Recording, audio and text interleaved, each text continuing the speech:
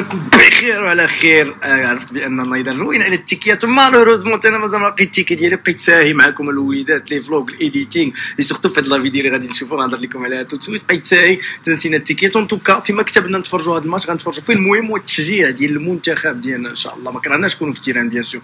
لا فيديو تخي. واش عارفين اكبر مشكل غادي يواجهوه المشجعين المغاربه في الماتش الجاي ضد اسبانيا؟ كلشي عارف ان المغرب تاهل للدور الثاني ديال كاس العالم قطر 2022 وغادي يلعب مع اسبانيا نهار الثلاث. بزاف ديال المغاربه ملي تاهل المنتخب للدور الثاني بغاو يمشيو يتفرجوا في الماتش، ولكن المشكل الكبير اللي واجههم هو التيكي ما كاينش. كيفاش البلان ديال التيكي وكيفاش هاد القوالب وهاد البلانات اللي دايره على التيكي اللي ما عارفينش انه كاين واحد الناس كيستغلوا هاد الفرص وما كيتقلوهمش، كيربحوا منهم ربح كحل، كيربحوا منهم فلوس كحلق. نورمالمون التيكي يدير $100 في الموقع الخاص بهذا الشيء ديال لي تيكي، ولكن فاش الناس دابا كيبغيو يمشيو يقطعوا ما كيلقاوش التيكي. كاع لي تيكي مبيوعين، وهادو اللي شراو التيكي واحتكروا التيكي هنود شراو كاع لي تيكي ديال الماتش. انتوما ما كاين لا هنود لا حتى شي حاجه.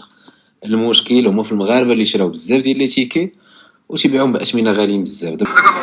ربي هذاك واش مازال شي تيكيت ديال اسبانيا موجودين اخي؟ بغينا واحد 10.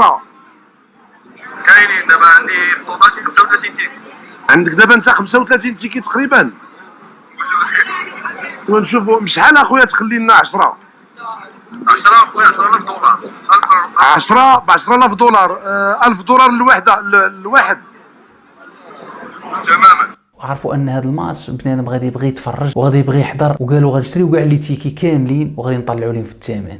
دابا التيكي دير $1000 وبنادم ما لاقيش. تخيلوا معايا لي زانفلونسور كيلونسيو بوست في انستغرام باش يشريو التيكي حتى $1000 وما لاقينش. هادشي اللي قلت لكم غير الثمن ديال التيكي ديال المغرب واسبانيا. عرفتي شحال الثمن ديال التيكي ديال الفينال؟ غنقول لكم واحد الثمن ما غتيقوش. تخيل التيكي كيوصل حتى $5000. تخيلوا معايا بنادم غيخلص 5 المليون باش يدخل يتفرج في الماتش، وبنادم كاين اللي يعطي 5 المليون كاين اللي يعطي 10 المليون باش يدخل يتفرج في الماتش. اي واحد كيفكر انه يمشي يتفرج في الماتش ديال المغرب واسبانيا قبل ما يمشي ضروري خاصو ياخذ تيكي منا، يعني قبل ما يمشي. يعني شحال من واحد مشى وصل تما وما لقاش تيكي، يعني غادي يوصل تما وغيخسر طياره وغادي يخسر وقته وغادي يمشي غير يتفرج في القهوه تما في قطر. يعني ما كاينش لاش الواحد يمشي لقطر الا ما كانش عنده تيكي من هنايا وضامن التيكي ديالو من المغرب. الاف ديال المغاربه تصيدوا قالوا حتى غنمشيو لقطر وغادي ندبروا في التيكي. وصلوا لقطر ما لقاوش التيكي كاع. الجامعه المغربيه لكره القدم دارت مفاوضات مع الفيفا وقنعاتهم انهم يزيدوا 5000 تذكيره باش يقدروا دوك المغاربه اللي مشاو تما وما لقاوش لي تيكي. وهذا المشكل كامل اللي واقع انهم يقدروا يلقاو التيكي في الموقع الخاص بلي تيكي باش بنادم يقدر يدخل يتفرج. خصص الاتحاد الدولي لكرة القدم للجماهير المغربية 5000 تذكرة إضافية خاصة بالمباراة التي ستجمع بين المنتخب المغربي ونظيره الإسباني يوم الثلاثاء المقبل. ووضعت الفيفا هذه التذاكر على موقعها الرسمي. وجاء تخصيص هذه التذاكر إثر الإقبال الكبير من الجماهير المغربية على اقتناء تذاكر هذه المباراة الحاسمة في مونديال قطر. ومن أجل تلبية مطالب الجماهير الكروية لتشجيع المنتخب المغربي في هذه المنافسات، قامت الجامعة الملكية المغربية لكرة القدم بتحركات مكثفة من أجل توفير التذاكر الإضافية.